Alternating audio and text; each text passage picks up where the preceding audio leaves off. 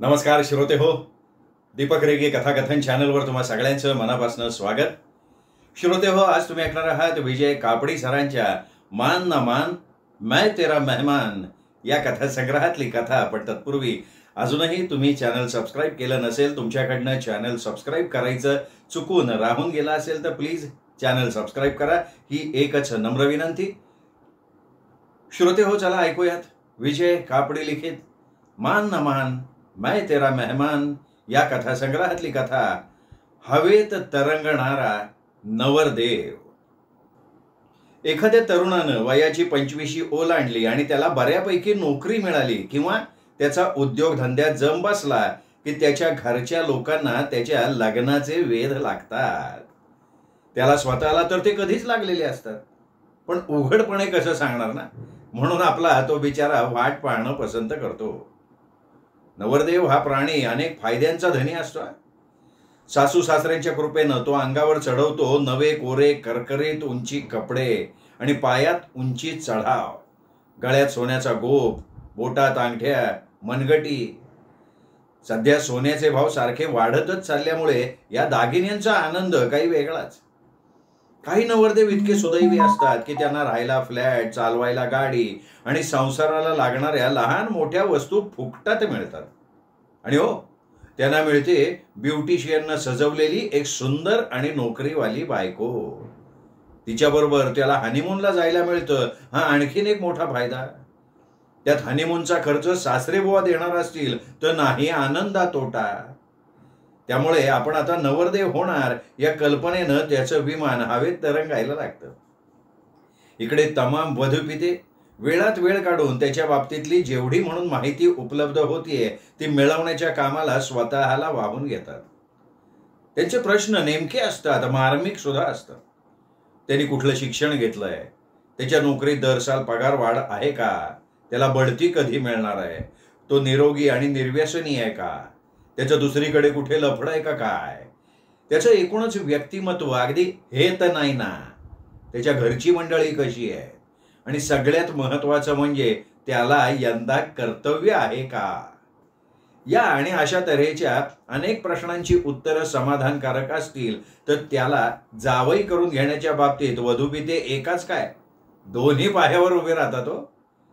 आमच्या अजिंक्य वालावलकरच्या बाबतीत सुरुवातीला अनेक वधूपिते उत्साहानं धावत आले, पण लगोलग त्याच वेगानं माघारी सुद्धा वळले. लग्नाचे 2-3 हंगाम आले आणि गेले, पण अजिंक्यचं कुठेच काहीही जमू शकलं नाही. नाही, त्याला कडक मंगळ होता किंवा त्याच्याबद्दल काही बाई ऐकू आलं आणि वधूपितांना मिळालेल्या माहितीमध्ये आणि प्रत्यक्षात फार मोठा फरक होता, हे असली काही गोष्ट नाही बरं का. अजिंक्यला एकाहून एक मुली सांगून यायच्या. त्यातल्या काहींच्या जन्मकुंडलीशी त्याची कुंडली जमायची, मुलीचा फोटो पसंत पडायचा, मुलगी दाखवण्याचा कार्यक्रम पार पडून मुलगी पसंत सुद्धा पडायची. अजिंक्यमध्ये नाव ठेवण्यासारखा एकही अवगुण नसल्यामुळे आणि त्याचं एकूणच व्यक्तिमत्व आकर्षक असल्यामुळे सांगून आलेल्या मुलीला तो पसंतही पडायचा. लगेच ती आपल्या भावी संसाराची स्वप्न पाहायला सुरुवात करायची. पण त्यांचं फिसकटायचं ना ते एकाच बाबतीत. लग्नाच्या वेळी मंडपात चालत चालत प्रवेश करण्याऐवजी आपण आभाळातून तरंगत तरंगत येऊ इच्छितो, ही अशी अजिंक्यची जगावेगळी आग्रहाची अट असायची. आणि नेमक्या त्याच अट म्हणा, विनंती म्हणा, त्याच्यावर वाद व्हायचा आणि वधूकडची मंडळी पाय मागे घ्यायची. वधूकडचे म्हणायचे, नियोजित वरानं आपले माता पिता आणि इतर नातेवाईकांसह लग्नस्थळी येऊन उभं राहायचं. वधूकडच्यांनी त्याची दृष्ट काढायची, पंचारतीनं ओवाळायचं आणि वधूपित्यानं त्याला हाताला धरून आत आणायचं, सजवलेल्या खुर्चीवर बसवायचं आणि भटजींनी पुढचे सोपस्कार करण्यासाठी पुढे सरसवायचं. ही नेहमीची रीत सोडून एकदम हवेतनं मंचावर येणार म्हणजे काय. मध्ये काही गडबड बिडबड झाली तर, विमानातून पॅराशूट चढल्या अवस्थेत उडी मारल्यानंतर ती पॅराशूटची छत्री उघडलीच नाही तर, मध्ये धोधो पाऊस चालू झाला तर, वादळी वारा सुरू होऊन पॅराशूट सकट नवरदेव भलतीकडेच फेकला गेला तर, किंवा हवेतनं खाली उतरताना काही किरकोळ किंवा मोठा अपघात झाला तर काय करायचं. या आणि यासारखे असंख्य प्रश्न उपस्थित करून अजिंक्यला हवेत तरंगत लग्न मंडपी येण्याच्या विचारापासून परावृत्त करण्याचा ते प्रयत्न करत. पण अजिंक्य आपल्या आग्रहाशी धरून असायचा. तो म्हणायचा, काही वर्षांपूर्वी एका धनाढ्यानं आपल्या मुलाचं लग्न उडत्या विमानात घडवून आणलं आणि त्याचं आपण तोंड भरून कौतुक केलं. आणखीन एकानं पाण्याच्या टाकीत लग्न उरकलं आणि तो तुमच्या खास आदराचा विषय ठरला.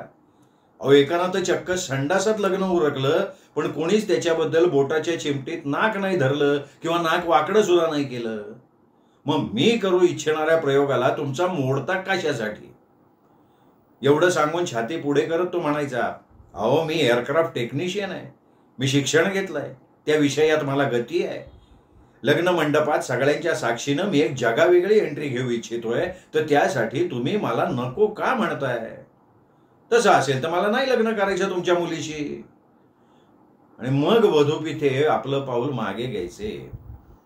सगळं जमलेलं उंफच व्हायला वेळ लागत नसे. 1-2 लग्नाचे मोसम असेच गेले आणि अचानक आपला अजिंक्य हेमा नाडकर्णीच्या प्रेमात पडला. लग्नाची नसली तरी हवेतून तरंगत लग्न मंडपात येण्याची कल्पना प्रत्यक्षात उतरवण्याची अजिंक्याला घाई असल्यामुळे त्यांनी तिला लग्नाबद्दल विचारून टाकलं. तेव्हा चालू काळात प्रेमात पडलेल्या तरुणींप्रमाणे हेमा म्हणाली, लग्नाआधी आपण थोडं प्रेम करू, वडीलधाऱ्यांचा विरोध एन्जॉय करू आणि मग आरामात बोहल्यावर चढू की. नाही, तसं असेल तर माझी ना नाही आहे, पण प्रत्यक्ष लग्नाच्या प्रसंगी माझी एक जगावेगळी अट आहे आणि ती तुला आणि तुझ्या घरच्यांना आधी सांगून पुढे जायचा माझा विचार आहे. अजिंक्यने तिला सांगून टाकलं. अट? कसली रे बाबा अट? हेमानं चमकून विचारलं. किंचित हसून अजिंक्य म्हणाला, म्हणजे असं बघ ना की लग्नाच्या दिवशी लग्न मंडपाच्या स्थळी मी आभाळातून टपकून तिथं हजर होणार. काय काय काय काय काय पुन्हा सांग पुन्हा सांग पुन्हा सांग. हेमाच्या डोक्यात कसलाच प्रकाश पडला नाही. काही नाही ग, सर्वसाधारणपणे नवरदेव घरून मोटारीतून निघतात आणि लग्न मंडपाच्या ठिकाणी चालतच येऊन पोचतात का नाही. मी त्यात थोडा बदल करू इच्छितो. बदल? त्यात कसला बदल करता येतो? हे बघ, बदल म्हणजे असा की नवरदेवाचा पोशाख चढवून मी मित्रासह विमानातनं उडेन, लग्न मंडपावर काही वेळ घिरट्या घालीन आणि नंतर ठरलेल्या वेळी अंगात पॅरेशूट वजा छत्री अडकवून अशी काही नेमकी उडी मारेन ना की बघणारे चकित झाले पाहिजेत. डोळे विस्फारून हेमा त्याच्याकडे काही वेळ बघत राहिली आणि टाळी वाजवत म्हणाली, आय्या किती मस्त आयडिया आहे रे, कशी सुचली? सुचली अशीच आपली. तुला पसंत आहे का पण आयडिया? यात नापसंतीचा प्रश्न येतोय कुठे? अगं, नेमक्या याच मुद्द्यावर अनेक वधूंकडनं आणि त्यांच्या घरच्यांकडनं मी नाकारलो गेलोय ग. छे छे छे, यात नाकारण्यासारखं काय आहे? माझ्या पप्पांना तर तुझी ही कल्पना इतकी आवडेल की खूप म्हणजे खूप आवडेल. अरे, इतका आत्मविश्वास आहे तुला त्यांच्याबद्दल. अरे, ते सुद्धा तुझ्यासारखेच विचार आचारांच्या बाबतीत जरा हटकेच आहेत बरं का. त्यांचाही प्रेमविवाहच झालाय आणि त्यांनी माझ्या आईला प्रपोज कसं केलं होतं हे तू ऐकशील ना तर आश्चर्यानं तोंडात बोट जाईल तुझं. हेमाचा उत्साह नुसता फसफसत होता. ती पुढे सांगायला लागली, अरे माझ्या पप्पांनी ना अख्खीच्या अख्खी बस भाड्यानं घेतली. माझं तुझ्यावर प्रेम आहे, माझ्याशी लग्न करशील असा एकदम रोमॅन्टिक मजकूर भल्या मोठ्या अक्षरात त्या बसवर रंगवून घेतला आणि बस आईच्या घरासमोर आणून उभी केली. हॉर्नच्या आवाजानं बाहेर कोण आलंय हे बघायला दार उघडून ती बाहेर आली आणि आश्चर्यचकितच झाली. तेवढ्यात पप्पा पुढे आले, हातात फुलांचा भला मोठा गुच्छ आणि हिऱ्याची अंगठी घेऊन चट्ट दिशी गुडघा टेकून आणि दुसरा पाय पाठीमागे घेऊन तिच्या पुढ्यात बसले आणि म्हणाले, माझी होशील का? काय सांगतेस? फॅन्टॅस्टिक. मग पुढे काय झालं? उत्सुकतेनं शिगोशिक भरलेल्या आवाजात अजिंक्यानं विचारलं. काय होणार? पप्पांच्या मागणीला होकार देऊन ती झाली मोकळी. पुढे ती असंही म्हणाली की इतकं सगळं करायची गरज नव्हती, मी होकार देणारच होते. त्यावर पप्पा म्हणाले, अगं त्याची होती ग मला खात्री, पण प्रेमाची कबुली आणि लग्नाची मागणी घालण्याची जगावेगळी पद्धत मी शोधून काढली का नाही? अगदी बरोबर आहे. मी सुद्धा तेच करू बघतोय ग. त्याला तुझ्या घरून विरोध असणार नाही ना ग? नाही रे राजा, अजिबात विरोध असणार नाही. पण मला सांग, तू एकटाच का आभाळातनं टपकायला बघतोयस? मी सुद्धा येते की तुझ्या बरोबर. आपण दोघंही एकाच वेळी जमलेल्या सगळ्यांना चकित करून टाकू आणि त्याला सुद्धा आमच्या घरातून विरोध असणार नाही. आणि समजा कोणी विरोध केला तर आपण मोडून टाकू. अरे पेपरात फोटो सकट बातमी येईल, वधू वर आभाळातून टपकले. हाऊ थ्रिलिंग ना. पण काय रे, या धोका नाही आहे ना? किंवा असं तर नाही ना होणार की आसमान से गिरे और खजूर में लटके? हेमानं शंका व्यक्त केली. अजिंक्य काही क्षण हेमाकडे बघत राहिला आणि आवंडा गिळत म्हणाला, नाही तुझी कल्पना तशी ठीक आहे आणि आपण खजुराच्या झाडावर अडकू अशातलाही काही भाग नाही आहे, पण त्यात धोका आहे. धोका? कसला धोका आहे रे? भुवया उंचावत हेमानं विचारलं. अगं धोका म्हणजे असा की पॅराशूटमधून नेमक्या स्थळी उतरणं मला जमेल, पण तुला ते जमेलच असं नाही ना. अगं ते काही येरागाबाळ्याचं काम नव्हे. ए, येरागाबाळा कोणाला म्हणतोस तू? मला? हेमानं कृतक कोपानं विचारलं. चेहऱ्यावर गंभीर भाव धारण करत अजिंक्य म्हणाला, अगं इथे तुझ्या माझ्याशिवाय दुसरा आहे का कोणी? मी काही स्वतः येरागाबाळा नाही, तेव्हा राहिलं कोण? तूच येरागाबाळी. हे बघ, येरागाबाळा हा शब्द मागे घ्या तू. का मागे का म्हणून घ्यायचा? मी म्हणते म्हणून. ठीक आहे, तुझ्या शब्दाचा मी मान राखतो. मूळ अर्थ कायम ठेवून येरागाबाळा हा शब्द मागे घेतो. मग तर झालं. अजिंक्य छेड काढण्यात कमी नव्हता. अर्थ आणि शब्द दोन्ही मागे घ्यावे लागतील, अन्यथा हेमानं जणू अल्टिमेटमच दिला. अन्यथा काय करशील का? अजिंक्यनं चॅलेंज केलं. मी तुझ्यावर प्रेम करायचं बंद करून टाकेन. एक शब्द सुटा करत हेमा म्हणाली. अजिंक्य तिच्या डोळ्यात बघत म्हणाला, अगं प्रेम हे काही खिडकी नाही की वाटेल तेव्हा उघडली वाटेल तेव्हा बंद केली. तोंडानं जरी उघडपणे म्हणालीस ना तरी मनातलं प्रेम काही जाणार नाही तुझ्या. काय रे, प्रेमावर एवढा अधिकारवाणीनं बोलतोयस? आधीचा अनुभव आहे का काय? किती जणींवर प्रेम केलंयस आणि आपटी खाल्ली आहेस? अगं कित्येक जणी माझ्या प्रेमात पडल्या आणि स्वतःच आपटल्या. मी मात्र केवळ तुझ्यावर आणि तुझ्यावरच प्रेम केलं. मग एवढं प्रेम आहे तर पडतळा येऊ दे ना. प्रेमासाठी प्रियकर काय काय सोडायला तयार असतात. तू साधा शब्द मागे घ्यायला तयार नाहीस. कसला रे तू प्रियकर आणि कसलं तुझं प्रेम? प्रेमाचा पाया त्यागावर उभा असतो बरं. नाटकी भावुकता दाखवत हेमा त्याला म्हणाली, हे बघ आता खरं काय ते सांगतो. तू ना काहीशी गबाळी काहीशी वेंधळी आहेस आणि तुझ्यातली ना तीच गोष्ट मला जास्त भावली आहे. मी गबाळी? मी वेंधळी? अरे काय म्हणतोयस तरी काय? हा तुझा मुद्दा उदाहरणासह सिद्ध कर. अजिंक्य तिला समजावणीच्या सुरात म्हणाला, हे बघ मूळ मुद्दा बाजूला राहतोय. अगं पॅराशूटमधनं कसं उतरायचं याबद्दलचं तुझं प्रशिक्षण झालेलं नाहीये, त्यामुळे म्हणालो मी तसं. आता कसं? आणि प्रशिक्षणाचं एवढं काय असतं रे? हेमा अजिंक्य यांच्या भरकटू बघणाऱ्या संभाषणाची गाडी पुन्हा मूळ रुळावर आली. अरे तू जर प्रशिक्षण घेऊन पारंगत होऊ शकतोस तर मग मी का नाही होऊ शकणार पारंगत? अगं पण तू प्रशिक्षण घेणार केव्हा, त्यात पारंगत होणार केव्हा आणि लग्नात माझ्याबरोबर पॅराशूटमधून उतरणार केव्हा? खूप वेळ वाया जाईल ग त्याच्यात. तोपर्यंत आपण दोघं म्हातारे म्हणजे ज्येष्ठ नागरिक झालेलो असू, मग लग्नात कसली आली मजा? हेमा थोडा वेळ गप्प राहिली आणि मग सुस्कारा टाकत म्हणाली, मग ठीक आहे, मी नाही उतरत पॅराशूटमधून, तूच उतर. मग तर झालं. तुझ्या घरच्यांना विचारून सांग ना काय ते. सांगितलं ना मगाशी, आमच्या घरच्यांनाही तुझी ही भन्नाट कल्पना आवडेल म्हणून. ताड दिशी हेमा बोलून गेली. दरम्यान हेमानं आपल्या मम्माकडनं पप्पाकडनं होकार मिळवला. पप्पा तर हरकून गेले आणि म्हणाले, वा वा वा वा वा, जावई असावा तर असा, आहा, सासऱ्याला शोभून दिसणारा. अजिंक्यने आपल्या घरच्यांना कळवलं. अखेर एकदाचं अजिंक्यचं जमलं म्हणून त्यांनाही आनंद झाला आणि सगळे अजिंक्य हेमाच्या लग्नाच्या तयारीला लागले. लग्नाचा दिवस उजाडला. सजवलेल्या लग्न मंडपात निमंत्रित आप्तेष्ट नातेवाईक मित्रमंडळी जमा झाली. पुरुष मंडळी राजकारणावर चर्चा करायला लागली. बायका दुसऱ्या बायकांच्या साड्या दागिने निरखून पाहण्यात दंग झाल्या. मुलं उगाच चोहोबाजूनी धावायला लागली. वाजंत्रीवाल्यांनी आपापली वाद्य फुंकायला सुरुवात केली. एकूणच लग्न समारंभाचा फील यायला वेळ नाही लागला. लग्नाच्या मुहूर्ताची वेळ जवळ यायला लागली. भटजी मंडळींची गडबड सुरू झाली. अरे वर कुठं आहे? भटजींनी विचारलं. अजिंक्य आणि हेमाच्या आईवडिलांनी आपली बोटं वरच्या दिशेला नेत म्हटलं, वर वर आहे. वर आहे म्हणजे? आता भटजी वरच्या दिशेनं बघायला लागले. अहो म्हणजे आभाळातून पॅराशूटच्या साहाय्यानं तो खाली येणार आहे, अजिंक्यच्या वडिलांनी सांगितलं.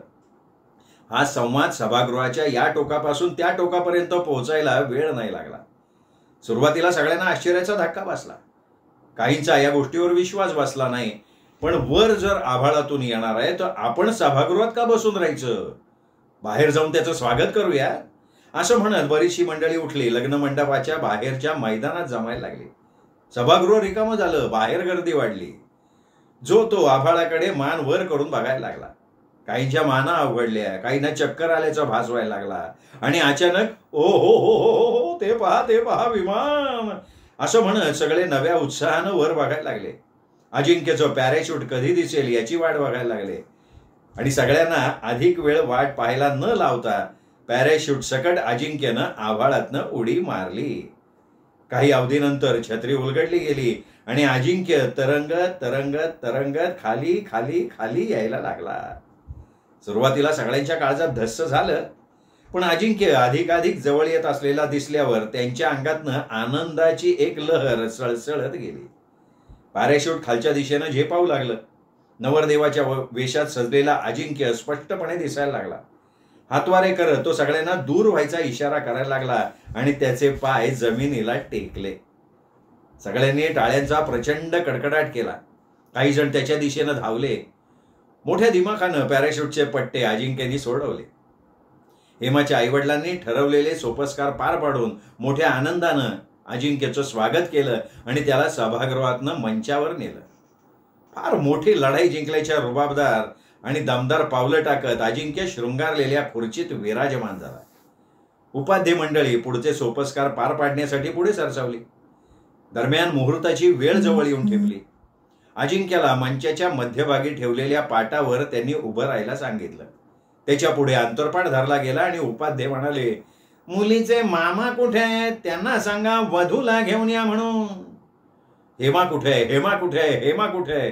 जो तो एकमेकांना विचारायला लागला. थांबा, हेमा येतेय. आताच मोबाईलवरनं संपर्क साधलाय तिने. मोबाईलवरनं संपर्क साधलाय म्हणजे लग्न मंडपात नाहीये ती? नाही, ती येतेय. ती निघाली आहे केव्हाच. पोहोचायला थोडासा वेळ लागतोय तिला. अरे लवकर ये म्हणा. मुहूर्ताची वेळ टळून जाता उपयोगाची नाही. नाही ते ठीक आहे, ते ठीक आहे, पण इथे यायला थोडा वेळ लागणार असं मात्र वाटतंय. का काय झालंय आता? मेकअप व्हायचं राहिलंय का? मेकअपवाली उशिरा आली का? या मेकअपवालीचं ना असंच असतं. वेळ सांभाळता येत नाही या लोकांना. अहो मेकअप कधीच झालाय तिचा. अरे मग घोडं आडलंय कुठं? अजिंक्यच्या कानावर हे सगळं पडत होतं. हे मला मंचावर यायला उशीर होतोय ही अत्यंत महत्वाची गोष्ट अजिंक्यच्या लक्षात यायला वेळ नाही लागला. का बरं होतोय तिला उशीर? कावऱ्या बावऱ्या मुजरेनं अजिंक्य चहूबाजूला बघायला लागला. हेमाच्या वडिलांना त्यांनी जवळ बोलवून घेतलं. ते जवळ आले आणि म्हणाले, आता पोहोचेल ती, काळजी करू नका तुम्ही. नाही पण तिला एवढा वेळ का लागतोय? काय झालंय काय? अधीर सुरात अजिंक्यनं विचारलं. अहो काही नाही हो, लग्न मंडपाच्या या मंचावर येण्यासाठी तुमच्याप्रमाणे तिनेही जगावेगळ्या पद्धतीचा आग्रह धरला होता. काय म्हणताय काय? अजिंक्य उडाला. अहो तुम्ही थेट आभाळातून उडी मारून तरंगत तरंगत तरंगत वरतून खाली आलात, तशी ती भुयारातून म्हणजे खालून वर येणार आहे. काय? भुयारातून?